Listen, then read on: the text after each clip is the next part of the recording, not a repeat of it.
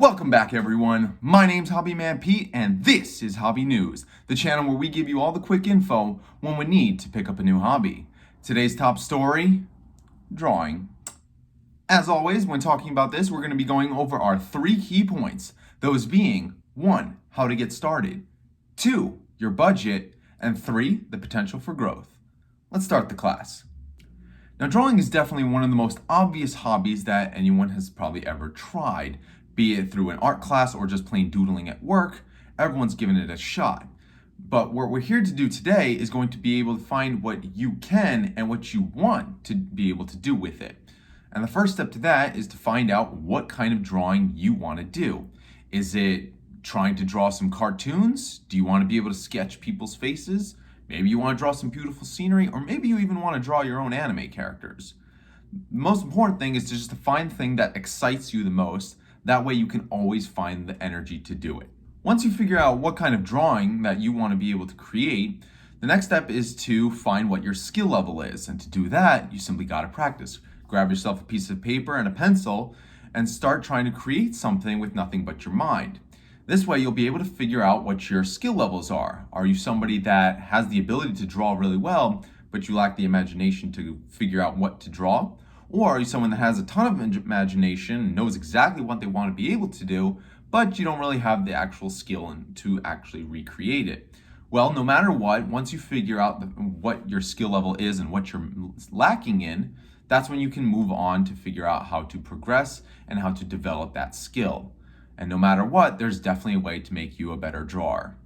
The best ways that I've found to help enhance your sense of skill are through a few ways. One of which is using guidebooks that you can find that'll teach you different styles on how to draw. Using online tutorials from actually licensed professionals, unlike myself. Or if you need to just develop a steady hand, try tracing. Get some tracing paper, find an image that you want to recreate, and just trace over it, and that way you'll be able to develop that sense of motion. This leads us into our next topic, which is the budget. And the good news is that it's basically free. And the reason I say basically is that because if you want to start, all you need is a pencil and some paper, and you can start practicing whenever, however much you want. Where the budget does come into play, however, is if you want to develop this as a serious hobby, for which I would definitely recommend getting some gear dedicated towards your drawing hobby. This could be things such as more pencils, sharpeners, erasers, colored writing utensils, and lastly, a sketch pad. And the reason I recommend a sketch pad is for 2 reasons. One, it would help you stay organized and you'll give a designated place for all your drawings, as well as motivating you to continue working on it, because if there's any part of you that's a completionist, you'll want to continue working in that sketch pad until it's done, and that way you'll have a whole plethora of different types of drawings that you've worked on, and you'll be able to mess around with it as much as you want because it's yours. And thankfully, all of this gear and material is still pretty cheap. Pencil packs are about $3, $4, and every other item is, again, super cheap. If you're looking for sharpeners and erasers, then again, that's in the minimum dollar amounts. And then if you're looking to things like colored writing utensil packs, as well as sketch pads, that's again going to be in that $10 to $20 range, which is pretty decent. And if you're looking to continue this as a serious hobby, is definitely something I recommend purchasing.